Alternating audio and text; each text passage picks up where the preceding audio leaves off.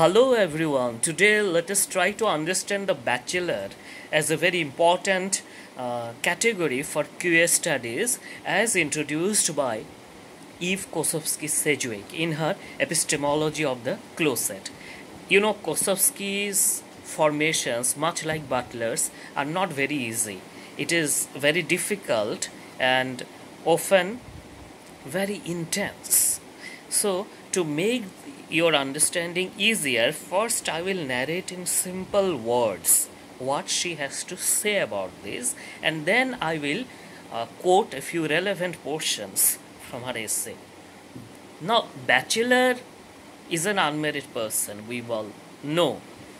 The category of the bachelor as a whole became a literary presence, formidable literary presence in Victorian fiction. We have to understand why it happened. In the traditional societies, bachelors did not have, a much longer stay, because as soon as one was adult, one was to be married. And in very rare cases, one became saint and other things. I'm talking about European society. So bachelorhood as such was not a continued process, maybe 1-2 years, something like that. But with urbanization and industrialization from the 18th century, in cities, a culture of bachelors started. You see, even your BA degrees, BSc degrees, Bachelor of Arts, Bachelor of Science, then Masters of Arts. Of course, Masters M stands for Masters, not for married, but mostly it is also carried out in bachelor, also years. Then job. Most people do not usually marry as soon as getting a job. They wait for 3 to 4 years. Jobs are also difficult to get. So after adolescence, a considerable span of say 10 to 12 to 13 years, or even more, in some cases it may be less, of a singular stay, that is bachelorhood. In towns, she qualifies urban bachelors, which was not the case earlier, or not the case in villages, maybe even now, though now everywhere there is touch of urbanity is there. So I hope you understand what she has to say. Now, this bachelorhood, in this, men come together very closely, they come together, and obviously some bonds form, which may be homosocial, but there may be homosexuality, but due to the fear of society, due to the pressure on sexuality, that part never remains explicit, the homosexual part. Homosociality, according to, I hope you know what is homosociality, that is the transaction between males for some work, or we can say bond, open bond. So according to feminists and many queer theorists, the patriarchal world runs on homosocial bonds, between heads of the states, heads of the nations, heads of the armies, navies. Mostly all are male. Even though currently now women may have been entering some of the traditionally, and the time that she's talking about, the Victorian time, though the Queen Victoria was there, it was a symbol, but officials and all people were mostly men. So it is always a man-to-man exchange on which society runs and thrives. This is homosociality. Society promotes that. But you must stop at, just at the point that it becomes homosexual. That is not allowed. So homosociality is allowed, homosexuality is not allowed. But this kind of full stop, switch off and on, it may be possible with electric switch or computer switch. It doesn't happen so in society. So many things go beyond the prescribed limits. And at the same time, society does not accept that. So there is this question of panic, male homosexual panic. Though it is mostly applied to heterosexuals in psychology, that is, they feel panicked in the presence of homosexual and they start beating and all that. But in Sedgwick and in her essay, it has open meaning, and it also relates to the closeted male homosexual. Only the homosexuals who have come out to the open, they do not have this panic. But whoever is in the closet, that is why the name of the essay that's chosen for is The Beast in the Closet. beast because it is not allowed to come out. So she adds another meaning to, another level of meaning to closet. It is not man in the closet, but beast in the closet, the beast in the jungle. There's a novel she reads this. So I hope now you have understood what she is trying to say, that the bachelor is a potential site of queer transaction, and it has been represented thoroughly and widely in Victorian fiction. Now we come to, this was simple, now I come to a bit complicated things. As we say, it's complicated. Some people write about the relationship, it's complicated, and often it has a queer overtone. Now her starting point is that the work by Foucault. Foucault, we know, I have discussed thoroughly in my class, not thoroughly, I mean, but in considerable detail, how he always posited the taxonomic or pathological creation of the homosexual as a category in the 18th and 19th centuries, before which it was not, and all that is fine. She accepts. But then her point, Sedgwick's point, is that all these studies are mostly taxonomical and very clear cut, say homosexual, heterosexual, invert, pervert, sodomite, bugger, that kind of thing. But we have to go for the areas of indeterminacy. So I read from her, in the discussion of male homosexual panic, however, the treacherous middle stretch of the modern homosocial continuum, as I explained, homosocial continuum from absolutely innocent friendship to sexual partnership, the entire range can be called homosexual. But anyway, and the terrain from whose wanting rigors only the homosexual identifiement is at all exempt, as I said, this middle stretch, that entire thing of bachelorhood, that has not been read. So she says, I want to suggest here that with Thackeray and other early and mid-Victorian, a character classification of the bachelor came into currency, a type that for some men both narrowed the venue and at the same time startlingly desexualized the question of male sexual choice. Desexualizing because the bachelor has also implications of celibacy. Notwithstanding what they would be doing in private among themselves or with other women, the general connotation of the word bachelor is one who does not have anything to do with sexuality. So that is why it was desexualizing. So here is a double bind, and quotes actually in bachelor, my elderly Tiresias, are you turned into a lovely young lady par hasard? That is from Thackeray's novel Level the Widower, where the hero, the bachelor, has been addressed as a lady by another. So you have to read the undertones. It often happens in male-to-male setting, what Foucault calls a monosexual setting, so prison, hostels, dormitory, etc. Now, a further complication she brings is that this urban bachelor hero has to be seen in opposition with the Gothic hero. You are all aware of Heathcliff and others, the Gothic heroes.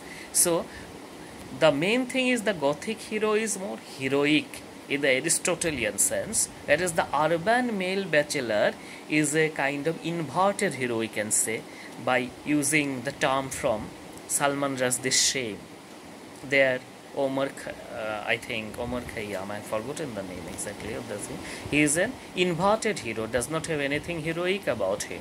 So, where the Gothic hero had been solipsistic, the bachelor hero is selfish. Where the Gothic hero had raged, the bachelor hero bitches. You can compare with today's call center culture, office culture, etc. Metrosexual, you can say. Where the Gothic hero has raged, the bachelor hero bitches. Where the Gothic hero had been suicidally inclined, the bachelor hero is hypochondriac. The Gothic ranges from euphoria to despondency, the bachelor hero from eupeptic to dyspeptic. So, in one word, to simplify, the Gothic heroes had all the traits of magnanimity, almost classical heroes, and the urban bachelor heroes has all the heroes have all the traits of, you know, not so heroic things. Now, this another important thing, the next point she raises, please note it, this will be interesting in general situation also, apart from the Victorian male fiction, that bachelorhood also enables gender fluidity, because in traditional societies, why traditional, even now, there are two zones defined for man and women for all patriarchal people. Man's world is the outer world of job, of cultivation, of functioning outside, and women's world, it is said by them, I am not saying, I don't believe in this, women's world is the kitchen, etc., childbearing, angel at home. Now, it happens in the heterosexual family from which the bachelors come and stay in town, right? But then what happens? A bachelor has to do all the things, doesn't he? Mostly bachelors cook themselves, do their dishwashing, make their beds, etc., which are women's roles in societies. At the same time, he has access to male world. Obviously, for that he is there in town, doing job, doing studies, etc. So this is a very radical innovation by Eve Kosofsky-Sedgwick, that bachelors inhabit both the worlds of male and female gender. Of course, till the point when he is taken away and then again married and made to fit into a heterosexual world. But not all bachelors marry, some remain bachelors for life. And so that is why I am reading what I have explained just now. That is, most obviously, in the increasingly stressed 19th century bourgeois dichotomy between the domestic female space and extra-familial political and male space, the bachelor is at least partly feminized by his attention to and interest in domestic concerns. So the bachelor is both male and female by his roles, even in day-to-day life. And of course, there would be sexual life for at least some bachelors, same sex relation, etc., which could not come out in the open, in the fiction or in society due to restrictions and repressions in Victorian society. Here, of course, we must look back to Foucault. Foucault said that, if I can interpret it simple words, it is wrong to say that Victorian society was repressive. They spoke a lot about sexuality and everything, provided we know how to code and decode. So that is what she is following here, though apparently she has disagreed, or rather is extending Foucault's taxonomic differences. Now, there won't be time to discuss all the novels. Only one by Thackeray, Lovell the Widower, 1859. A man called by no coincidence Mr. Bachelor. Actually, he often thinks about his prospects of marriage and says, oh no, it is not good to have a smallpox twice. I will never. I had an affair once that broken and I will not talk about it. So what is the indication? You'll understand, many homosexual people who do not want to come out, and then when asked about their, prospects of marriage and all, they also use this. Even till date, that I had an affair and then it broke everything, so I am carrying that memory. I will not marry.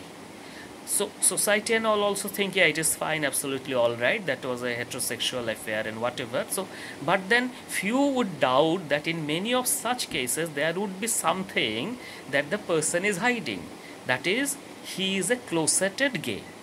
So that is what she is indicating, that it is not today, but it is abundantly available in Victorian fiction, and also in, that is mostly in Thackeray. Now, if I have to add something here on my own, you see, our Victorian fictions, by extent, Victorian age was not only limited to England. I think, I am addressing to my students of English literature, primarily of the gender paper. You have read Gora of Tego. Gora is a Victorian fiction.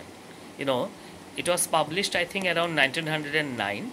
Victorian age ended in 1901, but politically, but the entire gamut was Victorian. And then Gora speaks about the 1880s, a time around 1880s. So Gora and Binoy friendship. It is so close, so intense that it is difficult only for people who are not indoctrinated into queer theory to miss that, homosexual overtones in them. Now, people have written about this. I am not saying this. Topobrato Ghosh and has written an article which has been referred to by other scholars. Again, look at another novel by Tagore, Ghore Baire. Ghore Baire, in that there is an urban male bachelor coming between the couple. So here, of course, no homosexual angle is there, but I am trying to substantiate theory of Eve Kossovsky-Sedgwick, that how the urban male bachelor became a important presence in Victorian fiction. So not only there but in India, and at the same time there's lot of homosexual overtones and homosexual actualities, maybe, if we can decode, but due to societal pressure it was expressed only at the most as homosociality, not homosexuality. So that is the issue of, or as you would say, funda of urban male bachelor in Victorian fiction. I hope this will give you insights into reading many other texts from this perspective, because once it came in the Victorian age, it has become now a fixed type, the urban male bachelor.